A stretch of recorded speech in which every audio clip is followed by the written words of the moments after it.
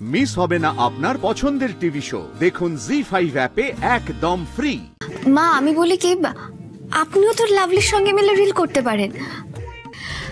টাকা তখনই দিতে হবে যখন আমি চাকরিটা ছাড়ব। দাঁড়াও দাঁড়াও শ্রী, শ্রী তোমার কি মনে হয় সতীশ তোমাকে এখনো চাকরিতে রাখবে? আমি তো বলিনি আমি চাকরিটা ছাড়ব। সতীশই যাতে বাধ্য হয়ে আমাকে চাকরিটা ছাড়িয়ে দেয়, আমি সেই ব্যবস্থাই করব। তাহলে আইন অনুযায়ী আমি টাকা দিতে বাধ্য নই।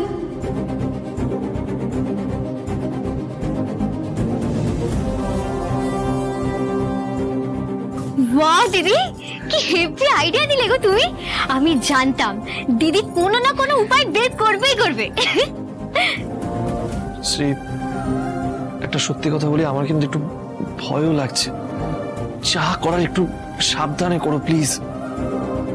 হ্যাঁ বৌদি, ওই সতীশ লোকটা কিন্তু মোটে ভালো না। আরে বাবা এত বেশি ভেবো না তো। আমি আজ একবার অফিসে যাব, আর আজ তোমাকে যা যা বললাম সেগুলো করো। শ্রী, তুমি আবার আজকে অফিসে যাবে? আবার ওই লোকটার কাছে? দেখো অফিসে তো আমাকে যেতেই হবে। আমি যদি এভাবে ঘরে বসে থাকি তাহলে সতীশ চ্যাটার্জি কিছুতেই আমাকে চাকরি থেকে ছাড়াবেন না। তাই আজ আমি অফিসে যাব এবং অফিসে গিয়ে এমন কিছু করব যাতে ওই সতীশ চ্যাটার্জি বাধ্য হয়ে আমাকে চাকরি থেকে ছাড়িয়ে দেন। আর কাদের কাজ করছেন আপনারা? ওই যে রুমটা ব্রাদার্স অ্যান্ড কোম্পানি।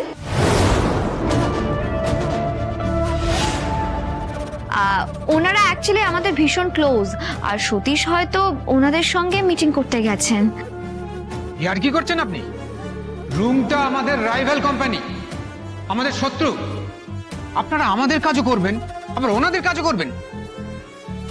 না না, উনি ভুল বলছেন, উনি সবটা জানেন না।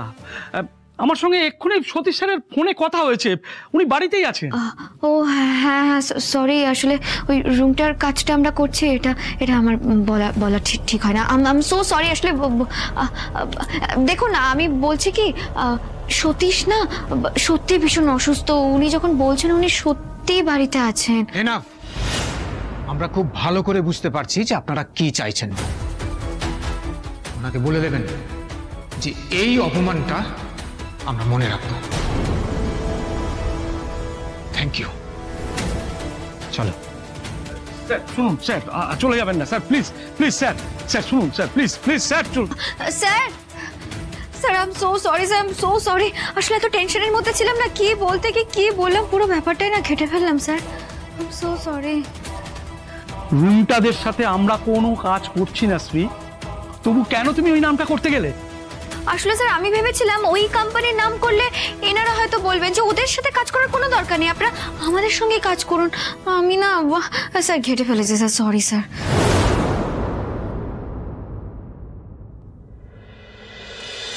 বলে দিন ওকে, আমি এক্ষুনি ওকে ফায়ার করলাম। একদম ঠিক বলেছেন স্যার, যা হয়েছে শ্রীয়ের জন্যই হয়েছে।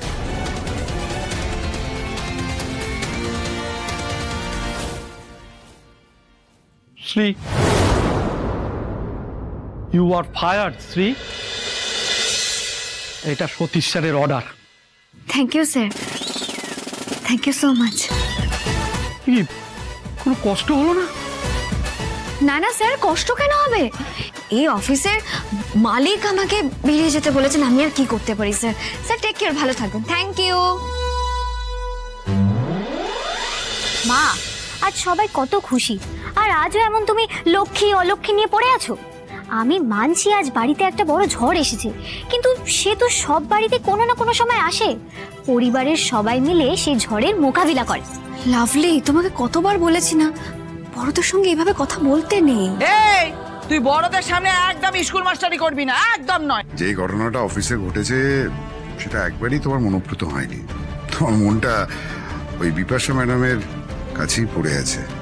কিন্তু এটা তোমাকে মানতেই হবে শুভা, শ্রী যেটা করেছে সেটা কিন্তু একদম এই পরিবারের ভালোর জন্যই করেছে। হ্যাঁ, কি ভালোর জন্য করেছে তো দেখতে পাচ্ছি। রাত বিরেতে আকাশের দিকে হাঁ করে তাকিয়ে আছি দুমুঠো খাওয়ার জন্য, আর লক্ষ্মী এভাবে বিদায় নিয়েছে সংসার থেকে। আমি জানি না বাবা, সামনে আরো কি কি বিপদ এই মেয়ের জন্য সংসারে আসবে। মা এসব তুমি কি বলছো? মা একটা কথা বলো, তোমার কাছে টাকার মূল্য কি আমাদের থেকে বেশি? না মানে এই ফ্রিজ, এসি, সোফা এইসবের মূল্য আমাদের থেকে বেশি? আমার তো সেটাই মনে হচ্ছে। আমি কিন্তু দেখ বাবা সেটা বলিনি। তুমি কি বলেছো কি বলনি সেটাই বুঝতে পারছি না, কিন্তু তোমার কথা শুনে আমার এটাই মনে হচ্ছে।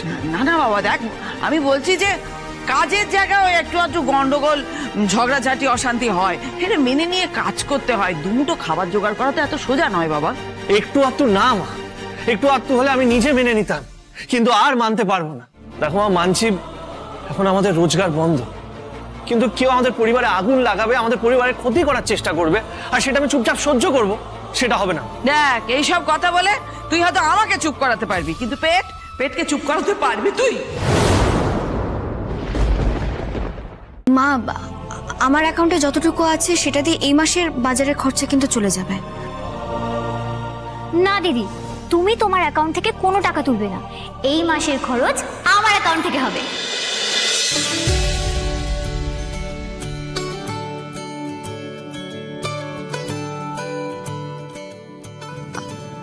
লাভলি, তুমি চালাবে? বাবা তোর অ্যাকাউন্ট থেকে হবে? হ্যাঁ, খরচা তাহলেই হয়ে গেছে। কেন মা, আমি নতুন বউ বলে কি আমি সংসারের খরচ চালাতে পারবো না? টাকা কোত্থেকে পাবি তুই? হ্যাঁ, বাড়ির বাইরে কি টাকার গাছ লাগিয়েছিস যে ঝরঝর ঝরঝর ঝরঝর করে ঝাড়া দিলে টাকা পড়বে? আরে তুমি তো জানো মা, আমি রিল বানাই, আর সেই রিল বানিয়ে আমি ভালো টাকা রোজগার করি। এতদিন আমি যা রোজগার করেছি সেগুলো সব আমি আমার অ্যাকাউন্টে জমিয়ে রেখেছি, খুব অল্প টাকাই খরচ করেছি অ্যাকাউন্ট থেকে। কি বাকি ওই এ বানিয়ে ওইসব কি বানিয়ে বললি? আরে মা, রিল। ও রিলিং ওই বানিয়ে অনেক পয়সা করেছি। ব্যাস, আবার সে আগের ফর্মে চলে এলো শুভা। কবে যে নিজেকে শুধরাবে কে জানে। কি ভালো, কি বল এগুলোতে টাকা আসে? অনেকদিন ধরে রিলিং করছিস, তার মানে অনেক টাকা জমেছে। হ্যাঁ, মানে তোমার সংসারে যতটুকু লাগবে ততটুকু জমিয়েছি বলতে পারো। এইসব রিলিং করে টোরে টাকা পয়সা পাওয়া যায়? হ্যাঁ মা, অনেক টাকা রোজগার করা যায়। একজন তো রিল বানিয়ে কত কিছু করে ফেলেছে, গাড়ি বাড়ি কি না কি, আর আমি তো মাত্র সামান্য সংসারে টাকা দিচ্ছি। অমনি শুরু হয়ে গেল, যেখানেই টাকার কথা সেখানেই মাকে হামলে পড়তে হবে। এই ছোট বৌদি শোনো, আমি কিন্তু তোমাকে বলে দিচ্ছি, তুমি একদম সব টাকা বার করে দেবে না দুম করে। আরে বাবা, আমি কি টাকা চেয়েছি নাকি? সব টাকা কি বল, সবাই বল, আমি কি টাকা চেয়েছি? মা আমি বলি কি, আপনিও তো লাভলির সঙ্গে মিলে রিল করতে পারেন। মানে দেখুন, আমার মনে হয় আপনাদের কন্টেন্টটা ভীষণ চলবে, করতে পারেন তো মা।